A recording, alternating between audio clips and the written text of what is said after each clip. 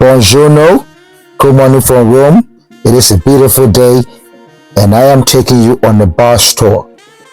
A bus tour is one of the best things you can do if you turn any city.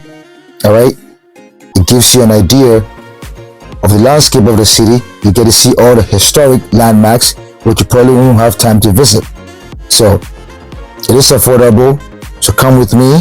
So currently I'm staying at Varatazi, which is a street named after one of the prime ministers, and I'm walking to Roma Termini, which is a bus terminal or train station not far from here. Alright, so this is the Termini bus terminal and train station. It's not far from where I am, so in the morning I will take the train from here to Florence.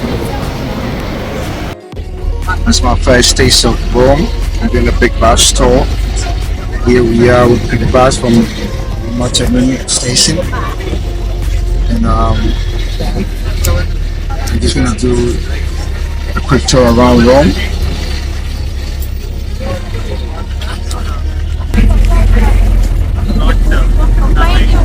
This is going to be a very exciting history tour, so pay attention to the captions and enjoy the ride with me.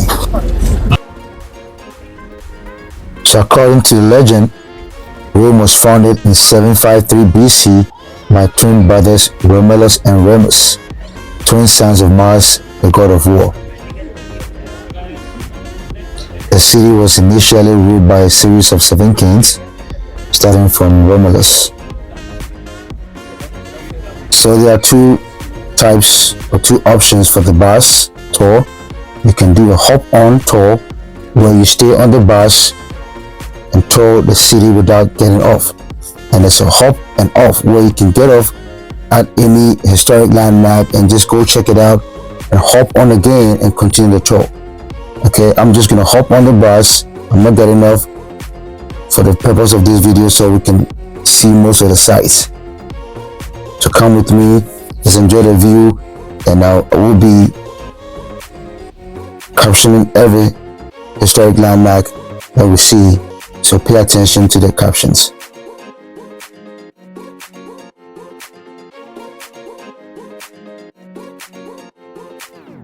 This is the Ministry of Interior. So the basilica coming up is the Basilica di Santa Maria Maggiore, which is a stunning example of early Christian architecture and is one of the 4 major papal basilicas. According to legend, on the night of August 5th, 358 AD, the Virgin Mary appeared in a dream to Pope Liberius and instructed him to build a church in her honor on the spot where they will find snow the next morning. Despite it being the height of summer, snow miraculously fell on the Esquiline Hill. In remembrance of this miracle, every August 5th, white flower petals are dropped from the ceiling of the Basilica's Pauline Chapel to symbolize the snowfall. So fun facts: Rome has more obelisks than Egypt, and the reason being that the Romans stole all the obelisks from Egypt and brought it to Rome. Alright, so let's continue with the tour. There are more interesting sites coming up, so stay tuned, follow me, and if you like this so far, the history that I'm giving you, please subscribe to my channel. Thank you. This is another popular street. It's called Via Cavour. It's named after Camillo Benzo, the Count of Cavour, who was a leading figure in the Italian unification movement.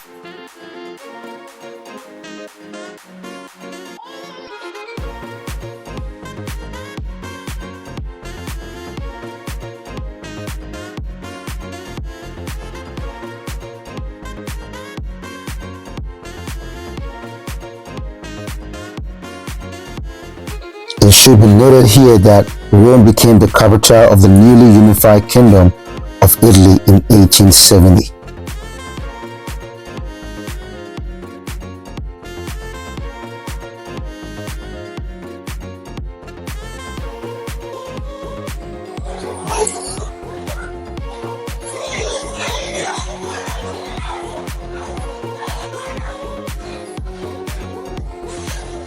This is the Monty neighborhood.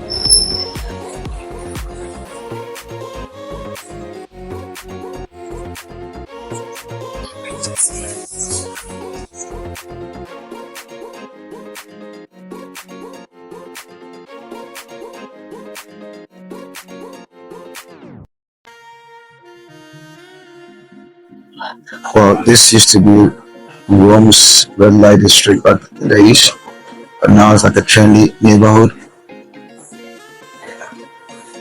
Oh, this is beautiful. Look at this. This is the Colosseum.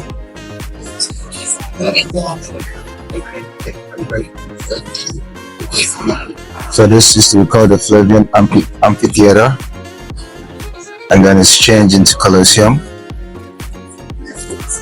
And the Flavians ruled Rome.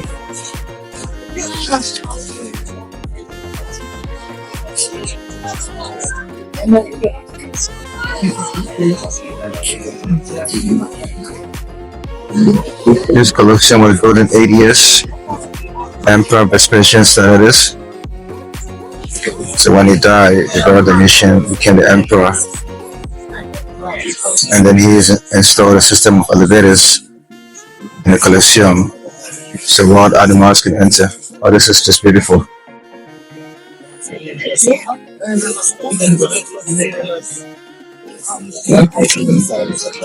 So this was built next to was built in the spot of Emperor Nero. And Nero was a crazy one, you know.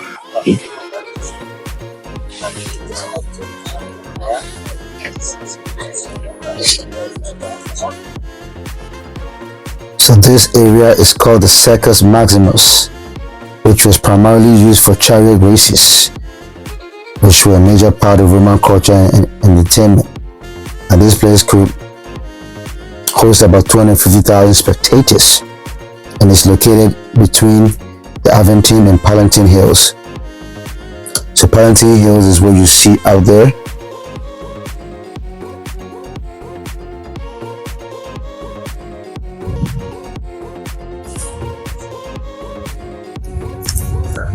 The Circus Maximus.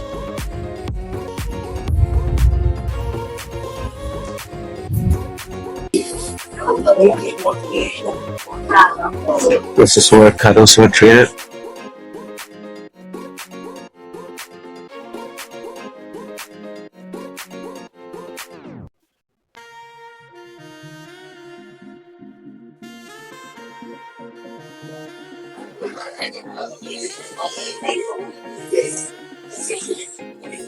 This beautiful archaeological site coming up on the screen is the Theatre of Marcellus, which is an ancient open-air theater.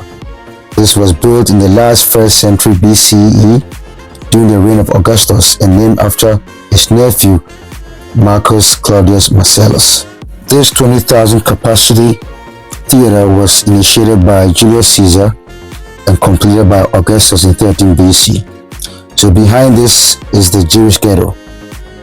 This is a grand monument in Rome that you cannot miss. This is the Victor Emmanuel II monument in honor of Victor Emmanuel, the first king of the unified Italy. And this is so beautiful, you have to see. This is the Capitoline Hill area. So next to the Victor Emmanuel monument is this beautiful Basilica of Santa Maria in Arcoli. And this has 124 steps to go up. So some people don't do it. But this is one of the most beautiful basilicas in Rome. The ceiling is just unbelievable. You have to go and see it. Drum roll. This is one of the most historic sites in the world in Rome. This is Lago di Argentina. This is where Julius Caesar was famously murdered.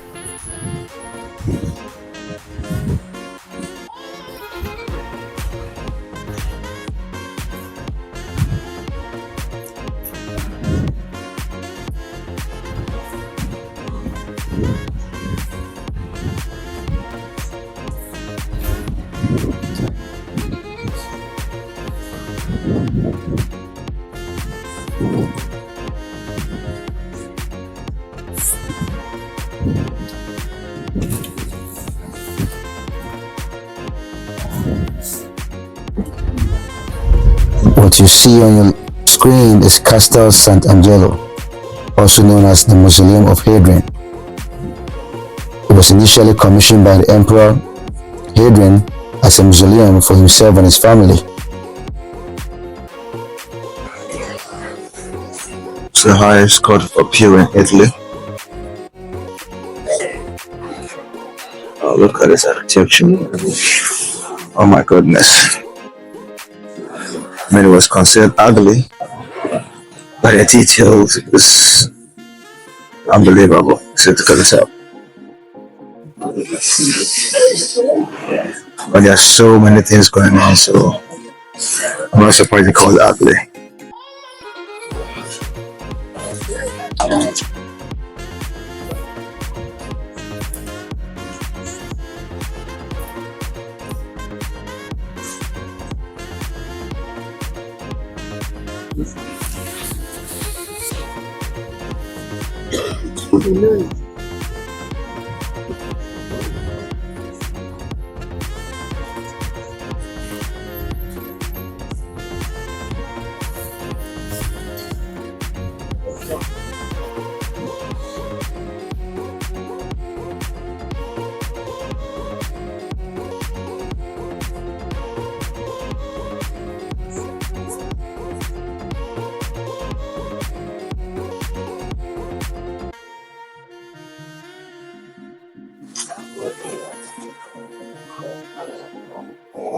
Yeah, this is a park by the Borghese family. It's about 80 hectares. It's a very big park. Built in the 1780s. And so this is where the Galleria Borghese is.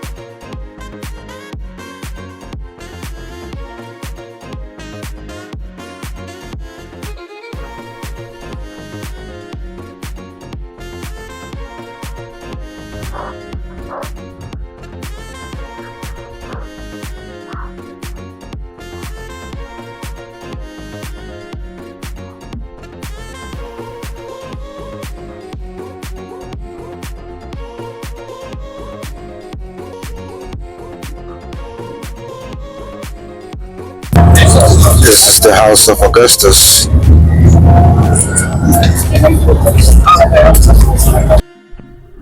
So we end this bar tour with a view of the Roman Forum. This is a must do if you go to Rome. You gotta go check the Roman Forum. Alright, thanks for watching. Please don't forget to subscribe. Thank you.